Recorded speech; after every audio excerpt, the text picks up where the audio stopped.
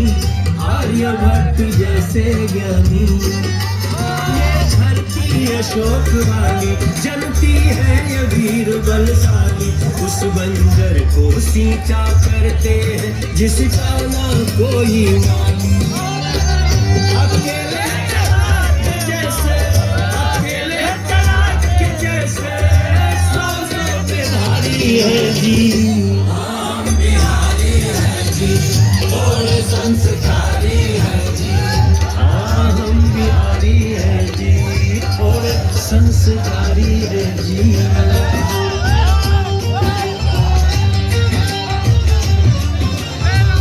Delhi Bombay Dubai London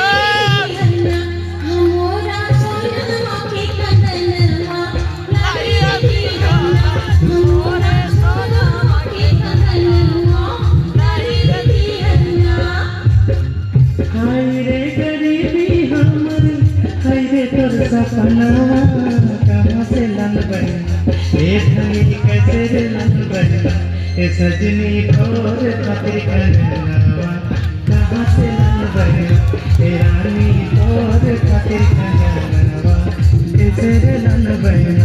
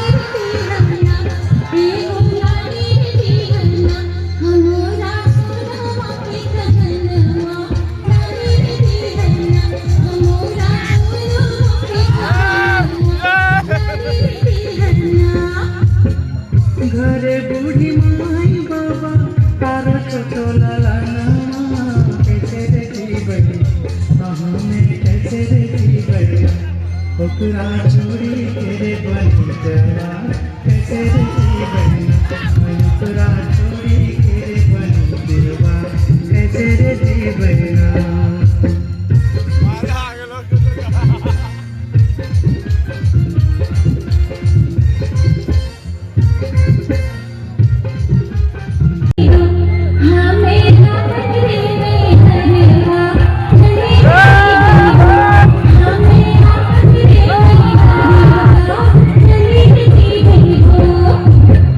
रोसी है हमर जीवन दे बड़ो थोड़ा दे बड़ो सजनी और खटे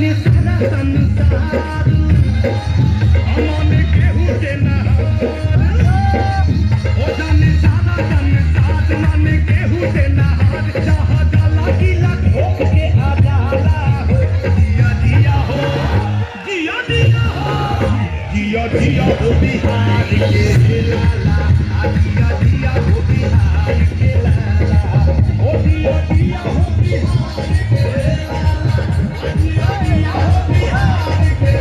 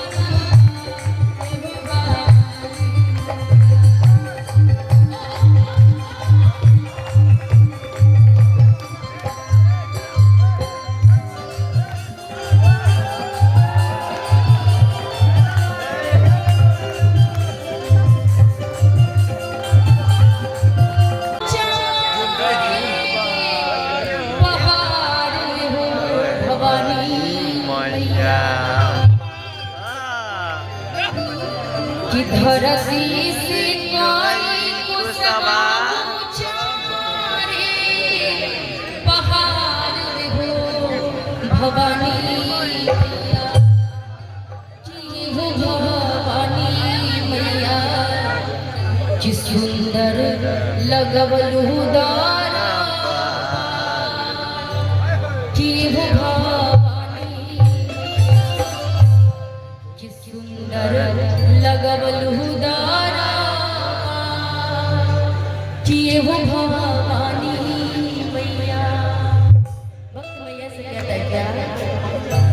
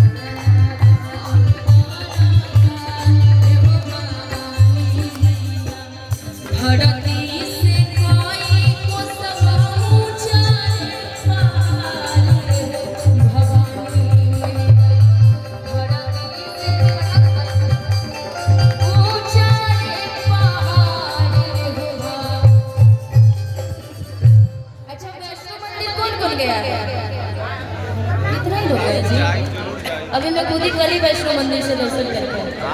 अच्छा 5 ही बज गया अभी तक, जब से जन्म लिया 5 ही बज गया। अच्छा अभी तक भाई जन्म लेने वाली बात है। तो कौन कौन गया है जानते हैं कि मैया रानी पहाड़ पे बसती है। एक जरा हाथ उठाइए ना पूरा पूरा, जिनको माता रानी दोनों दोनों हाथ दिया है आपको सही सलामत दिए, देखो दोनों हाथ उठा के। जिसके पास 2 हाथ होंगे वो उठा लीजिएगा, और नहीं हो तो माता रानी उठा ले आप। अरे दरबार में सजिए आप, बोल सच्चे दरबार की, और ऐसी ताली बजाते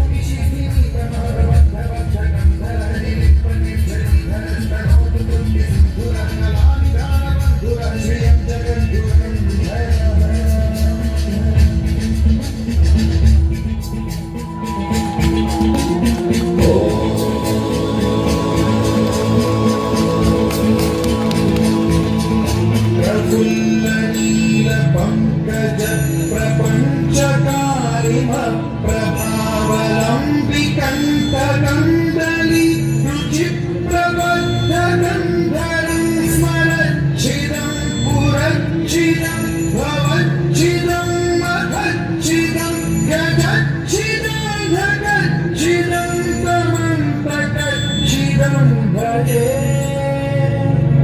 अखर्व सर्वमङ्गलाकलाकदम्बमञ्जरी रसप्रवाह माधुरी विजृम्भणा मधुव्रतं स्मरान्तकं पुरान्तकं भवान्तकं मधान्तकं गजान्तकं धगान्तकं तमन्तकान्तकं भजे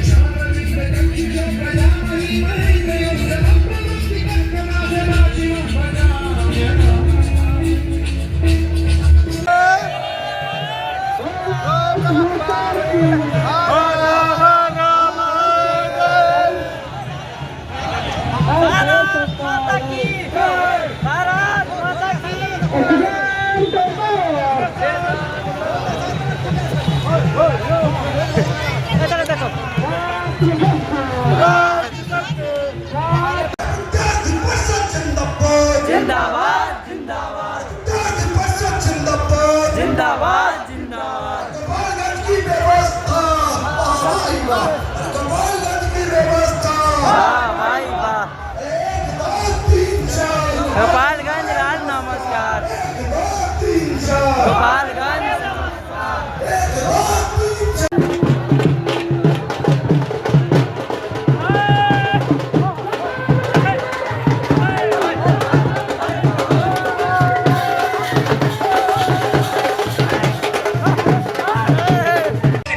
काम करेंगे और इसी नीति पर काम किया। यह विद्यार्थी परिषद के 2009 में किशनगंज में हुए रैली का परिणाम है। यह आप जैसे कार्यकर्ताओं के त्याग और तपस्या का परिणाम है, जिसके लिए आप 4 दशक से संघर्षरत थे। आज हमारी वह मांग पूरी हुई है और आने वाले समय में हम वही डिटेक्ट डिलीट और डिपोर्ट की पॉलिसी के आधार पर बिहार के सभी जिलों के साथ साथ भारत के सीमावर्ती जिलों से बांग्लादेशी घुसपैठियों को, रोहिंग्या को, म्यांमार के घुसपैठियों को बाहर निकालने का काम करेंगे। इसके लिए भी विद्यार्थी परिषद प्रयासरत है। साथियों, हम सब युवाओं के लिए जब रोजगार की बात करते हैं तो आज रोजगार के नाम पर युवाओं के लिए रैली निकालने वाले कई ऐसे संगठन है, कई ऐसे राजनीतिक दल के नेता है जो अपने आप को 55 वर्ष की उम्र में भी युवा कहते हैं, युवा का आदर्श कहते हैं। अरे वो 55 वर्ष हमारा क्या हमारे लिए आदर्श होगा? हमारे लिए वो 80 वर्ष का वीर कुंवर सिंह युवा है जो 80 वर्ष के उम्र में भी अंग्रेजों से लोहा लेने के लिए शाहबाद की धरती से निकलकर युवा नहीं हो सकते। लेकिन ऐसे लोगों ने बिहार के जनरेशन जेड के युवाओं को रोजगार के नाम पर बरगलाने का काम किया। साथियों, यह विद्यार्थी परिषद ही है जिसने रोजगार के मुद्दे पर भी राज्य ही नहीं देश स्तर पर आंदोलन करने का नेतृत्व किया है। देश स्तर पर विद्यार्थी परिषद रोजगार के विषय को लेकर के युवाओं के बीच स्वरोजगार का अवसर कैसे बढ़े, युवा स्वरोजगार की ओर उन्मुख कैसे हो, इसके लिए आंदोलन किया था। लेकिन हमें उस पक्ष की ओर भी ध्यान देना पड़ेगा जब 1990 से लेकर के 2010 और उसके बाद के भी कालखंडों में बिहार से बड़े स्तर पर अशिक्षित युवाओं का एक बड़ा वर्ग, शिक्षित युवाओं का एक बड़ा वर्ग रोजगार की तलाश में बिहार से बाहर गया। लेकिन जब वह रोजगार की तलाश में बिहार से बाहर गया तो तमिलनाडु में उसे क्या मिला, महाराष्ट्र में उसे क्या मिला? बिहारी के नाम पर गाली मिला, हिंदू के नाम पर गाली मिला। और जब बिहारी और हिंदू के नाम पर उसे गाली मिला तो इसी बिहार में कई ऐसे राजनीतिक क्योंकि कहते हैं कि एक बिहारी तो यहाँ कितने बिहारी हैं?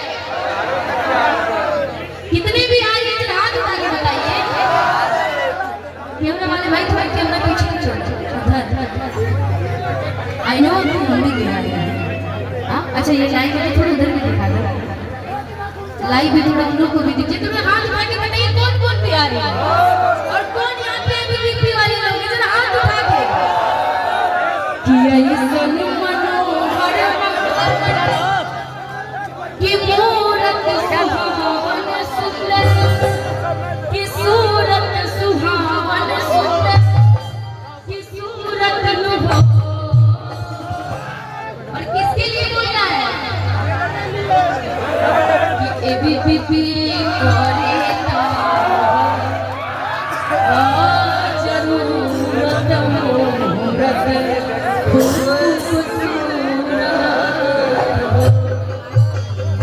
और जिनके हाथ में गमछी में गमछाते हुए जाते हुए ऐसन मनोहर मूरत सुहावन सूरत लुभो।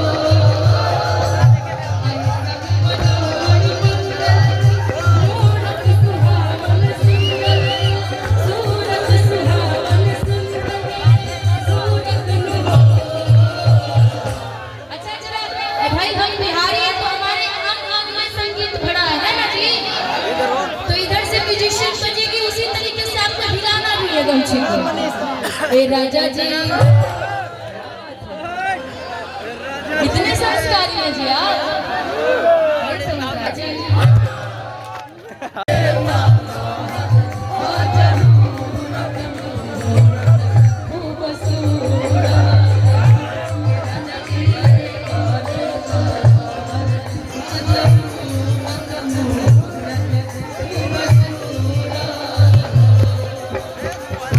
ऐसन मनोहर मंगल मूरत सुहावन सुंदर, सूरत लुभो।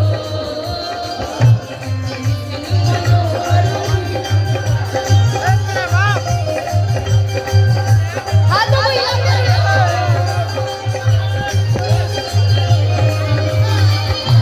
ऐसन मनोहर मंगल मूरत सुहावन सुंदर, सूरत लुभो। एबीवीपी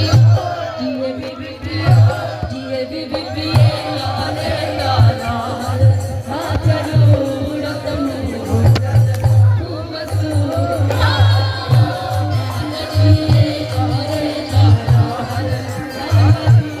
जिया जिया।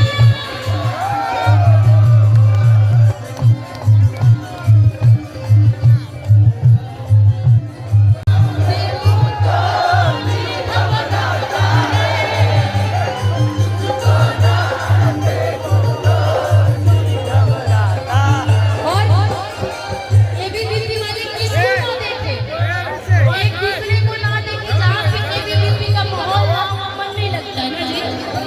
इतनी यात्रा आप लोग भाई पैदल यात्रा करते, हम रहते तो थक जाते हैं जितना आप लोग युवा लोग करते हैं। तुझको